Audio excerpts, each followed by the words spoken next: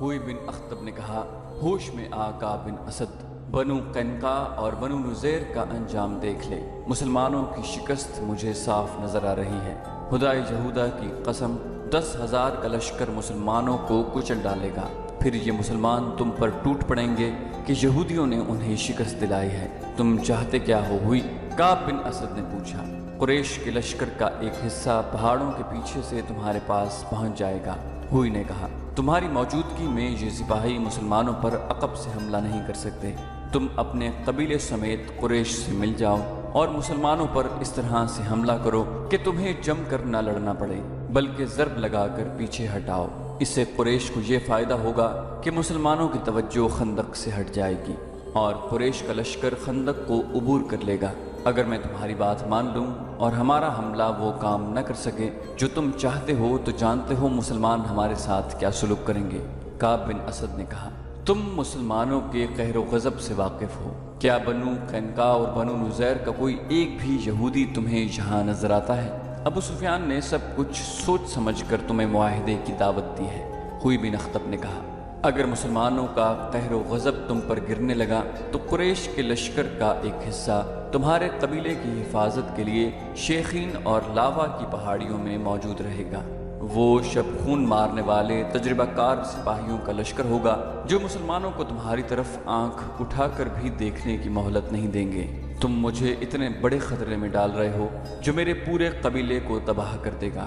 کعب بن اسد نے کہا، تمہارا قبیلہ تباہ ہو یا نہ ہو، اہل قریش اتنی قیمت دیں گے جو تم نے کبھی سوچی بھی نہ ہوگی۔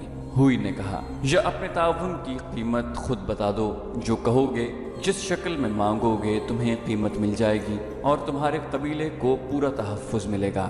مسلمان اگلے چند دنوں میں نیست و نابود ہو جائیں گے۔ تم اس کا ساتھ دو جو زندہ رہے گا اور جس کے ہاتھ میں طاقت ہوگی۔ کعب بن اسد آخر یہودی تھا۔ اس نے زر و جواہرات کی لالچ میں آ کر ہوئی بن اخطب کی بات مان لی۔ قریش کا کوئی سپاہی ہماری بستی کے قریب نہ آئے۔ کعب بن اسد نے کہا، مسلمانوں پر میرا قبیلہ شب خون مارتا رہے گا۔ یہ کام رات کی تاریکی میں کیا جائے گا تاکہ مسلمانوں کو پتہ ہی نہ چل سکے کہ شب خون مارنے والے بنو قریظہ کے آدمی ہیں۔ کعب نے ہونٹوں پر ہلکی سی مسکراہٹ لاتے ہوئے کہا، ہوئی تم دیکھ رہے ہو کہ میں یہاں اکیلا پڑا ہوں۔ میری راتیں تنہائی میں گزر رہی ہیں۔ آج کی رات تنہا گزارو۔ ہوئی نے کہا، کل تم تنہا نہیں ہوگے، مجھے 10 دنوں کی مہلت ملنی چاہیے۔ کعب بن اسد نے کہا، مجھے اپنے قبیلے کو تیار کرنا ہے۔ قریش اور بنو قریظہ کے درمیان معاہدہ ہو گیا۔ سعد بن عتیق معمولی قسم کا ایک جوان تھا جس کی مدینہ میں کوئی حیثیت نہیں تھی۔ وہ خنجر اور تلواریں تیز کرنے کا کام کرتا تھا۔ اس میں یہ خوبی تھی کہ خدا نے اسے آواز پرسوز اور سریلی دی تھی اور وہ شہ سوار تھا۔ راتوں کو کسی محفل میں اس کی آواز سنائی دیتی تھی تو لوگ باہر آ کر اس کا گانا سنا کرتے تھے۔ کبھی رات کو وہ شہر سے باہر چلا جاتا اور اپنی ترنگ میں گایا کرتا تھا۔ اس نے اسلام قبول کر لیا تھا۔ ایک رات وہ پرسوز لے میں شہر سے دور کہیں گا رہا تھا کہ ایک بڑی خوبصورت اور جوان لڑکی اس کے سامنے یوں آن کھڑی ہوئی جیسے کوئی جن یا چڑیل انسان کے حسین روپ میں آ گئی ہو۔ سعد گھبرا کر خاموش ہو گیا۔ لڑکی نے کہا، اس آواز سے مجھے محروم نہ کرو جو مجھے گھر سے نکال لائی ہے۔ مجھے دیکھ کر خاموش ہو گئے ہو تو میں دور چلی جاتی ہوں۔ اپنے نغمے کا خون نہ کرو۔ تیری آواز میں ایسا سوز ہے جیسے تو کسی کے فراق میں نغمہ سرا ہے۔ کون ہے تو؟ سعد نے کہا، اگر تو جنات میں سے ہے تو بتا دے۔ لڑکی کی جلترنگ جیسی ہنسی سنائی دی۔ صحرا کی شفاف چاندنی میں اس کی آنکھیں ہیرو کی طرح چمک رہی تھیں۔ میں بنو قریظہ کی ایک یہودی کی بیٹی ہوں اور میں مسلمان ہوں۔ مذہب کو درمیان میں نہ لا۔ یہودن نے کہا، نغموں کا کوئی مذہب نہیں ہوتا۔ میں تیرے لیے نہیں، تیرے نغمے اور تیری آواز کے لیے آئی ہوں۔ سعد دوبارہ اپنی دھن میں گنگنانے لگا۔ ایک روز یہودن نے اسے کہا کہ سعد قبول کر لے تو وہ اس کے پاس آ جائے گی اور اسلام قبول کر لے گی۔ 2-3 روز ہی گزرے تھے کہ مدینہ کا محاصرہ آ گیا۔ سعد بن عتیق کا کام بڑھ گیا۔ اس کے پاس تلواریں، خنجر اور بچیوں کی انیاں تیز کروانے والوں کا ہجوم لگا رہنے لگا۔ وہ راتوں کو بھی کام کرتا تھا۔ ایک روز یہ یہودن اپنے باپ کی تلوار اٹھائی اس کے پاس آئی۔ یہودن نے کہا، تلوار تیز کرانے کے بہانے آئی ہوں، آج ہی رات یہاں سے نکلو ورنہ ہم کبھی نہ مل سکیں گے۔ کیا ہو گیا ہے؟ پرسوں شام میرے باپ نے مجھے کہا کہ قبیلے کے سردار کعب بن اسد کو میری ضرورت ہے۔ یہودن نے بتایا، باپ نے ہوئی بن اخطب کا نام لیا ہے۔ میں کعب کے گھر چلی گئی۔ وہاں ہوئی کے علاوہ 2 اور آدمی بیٹھے ہوئے تھے۔ وہ اس طرح کی باتیں کر رہے تھے کہ مسلمانوں کے آخری دن آ گئے ہیں۔ کعب بن اسد، ہوئی بن اخطب اور قریش کے درمیان اس لڑکی کی موجودگی میں معاہدہ ہوا اور مسلمانوں پر عقب سے حملوں کا منصوبہ طے ہوا۔ اس یہودن کو رات بھر کعب کے پاس گزارنی پڑی۔ صبح وہ اپنے گھر آ گئی۔ اسے مسلمانوں کے ساتھ کوئی دلچسپی نہ تھی۔ اس کی دلچسپیاں سعد کے ساتھ تھیں۔ اس کے کانوں میں یہ بات بھی پڑی تھی کہ کعب اسے بیوی یا داشتہ کی حیثیت سے اپنے پاس رکھ لے گا۔ سعد بن عتیق اس یہودن کی محبت کو تو بھول ہی گیا۔ اس نے یہودن کو گھر بھیج دیا اور ایک بزرگ مسلمان کو بتایا کہ کعب بن اسد نے ہوئی کے کہنے پر قریش کے ساتھ معاہدہ کر لیا ہے۔ اس بزرگ نے یہ اطلاع اوپر پہنچا دی۔ رسول اکرم صلی اللہ علیہ وآلہ وسلم کو بتایا گیا کہ بنو قریظہ نے بنو قینقاع اور بنو نذیر کی طرح اپنا معاہدہ توڑ دیا ہے۔ آپ صلی اللہ علیہ وسلم نے کعب بن اسد کے خلاف کوئی کارروائی کرنے سے پہلے یہ یقین کر لینا ضروری سمجھا کہ بنو قریظہ نے واقعی قریش کے ساتھ معاہدہ کر لیا ہے۔ اللہ اپنے نام لیوا بندوں کی مدد کرتا ہے۔ اس کے فوراً بعد ایک ایسا واقعہ ہوا کہ جس سے تصدیق ہو گئی کہ بنو قریظہ اور قریش کے درمیان بڑا خطرناک معاہدہ ہوا ہے۔ واقعہ یوں ہوا، عورتوں اور بچوں کو شہر کے ان مکانوں اور چھوٹے چھوٹے قلعوں میں منتقل کر دیا گیا تھا جو خندق سے دور تھے۔ ایک ایسے ہی قلعے میں رسول اکرم صلی اللہ علیہ وسلم کی پھپھی صفیہ رضی اللہ عنہا چند ایک عورتوں اور بہت سے بچوں کے ساتھ مقیم تھیں۔ ایک روز صفیہ رضی اللہ عنہا قلعے کی فصیل پر گھوم پھر رہی تھیں کہ انہوں نے نیچے دیکھا ایک آدمی دیوار کے ساتھ ساتھ مشکوک سی چال چلتا جا رہا تھا۔ وہ کہیں رکتا، دیوار کو دیکھتا اور آگے چل پڑتا۔ صفیہ رضی اللہ عنہا اسے چھپ کر دیکھنے لگی۔ صاف پتہ چلتا تھا کہ یہ آدمی قلعے کے اندر آنے کا کوئی راستہ یا ذریعہ دیکھ رہا ہے۔ صفیہ رضی اللہ عنہا کو اس وجہ سے بھی اس آدمی پر شک ہوا کہ شہر کے تمام آدمی خندق کے قریب مورچہ بند تھے یا جنگ کے کسی اور کام میں مصروف تھے۔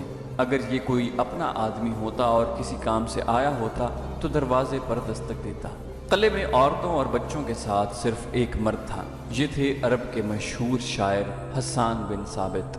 صفیہ رضی اللہ عنہا نے حسان رضی اللہ عنہ سے کہا کہ نیچے ایک آدمی مشکوک انداز سے دیوار کے ساتھ ساتھ جا رہا ہے، مجھے شک ہے کہ وہ یہودی ہے۔ انہوں نے حسان رضی اللہ عنہ سے کہا، تم جانتے ہو حسان، بنو قریظہ نے دوستی کا معاہدہ توڑ دیا ہے۔ یہ شخص مجھے یہودیوں کا مخبر معلوم ہوتا ہے۔ بنو قریظہ ہم پر عقب سے حملہ کریں گے تاکہ ہمارے مردوں کی توجہ خندق کی طرف سے ہٹ جائے اور وہ پیچھے آ جائیں۔